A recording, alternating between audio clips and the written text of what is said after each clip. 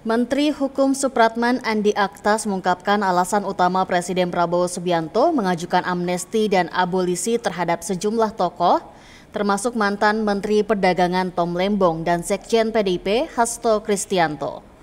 Ia menyebut pertimbangan utama dari kebijakan ini adalah upaya merajut kembali Persatuan Nasional menjelang 17 Agustus.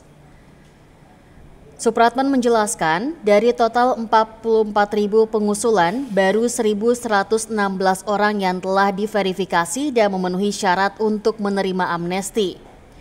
Di antara nama-nama itu, Hasto Kristianto termasuk dalam daftar yang diajukan secara resmi oleh Kementerian Hukum kepada Presiden Prabowo Subianto. Sementara itu, Supratman juga menyampaikan bahwa pihaknya mengajukan abolisi untuk Tom Lembong.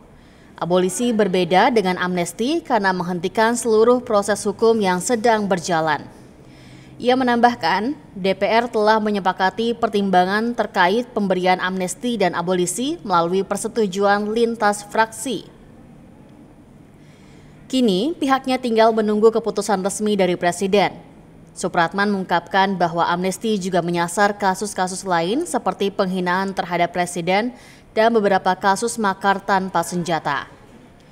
6 warga Papua disebut termasuk di dalamnya. Selain itu, beberapa kasus yang diajukan juga mempertimbangkan kondisi kesehatan, usia lanjut, dan gangguan kejiwaan. Sebelum wacana pengampunan muncul, keduanya sudah lebih dulu divonis bersalah oleh pengadilan.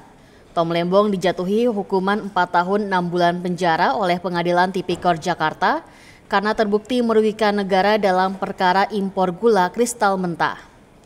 Majelis Hakim menyebut negara mengalami kerugian sebesar 194,7 miliar rupiah akibat kebijakan Tom yang memberikan izin impor kepada perusahaan swasta yang kemudian menjual gula dengan harga lebih mahal kepada BUMN PT PPI.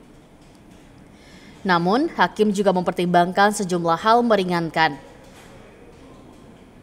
Sementara itu, Hasto Kristianto divonis 3 tahun 6 bulan penjara oleh Pengadilan Tipikor Jakarta Pusat pada Jumat 25 Juli 2025 dalam perkara suap pergantian antar waktu anggota DPR fraksi PDIP.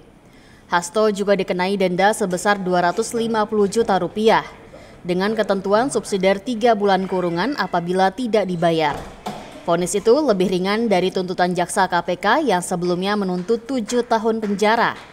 Hakim menyatakan Hasto terbukti menyuap Komisioner KPU Wahyu Setiawan sebesar 400 juta rupiah. Namun, dakwaan jaksa bahwa Hasto merintangi penyidikan kasus Harun Masiku tidak terbukti menurut Majelis Hakim.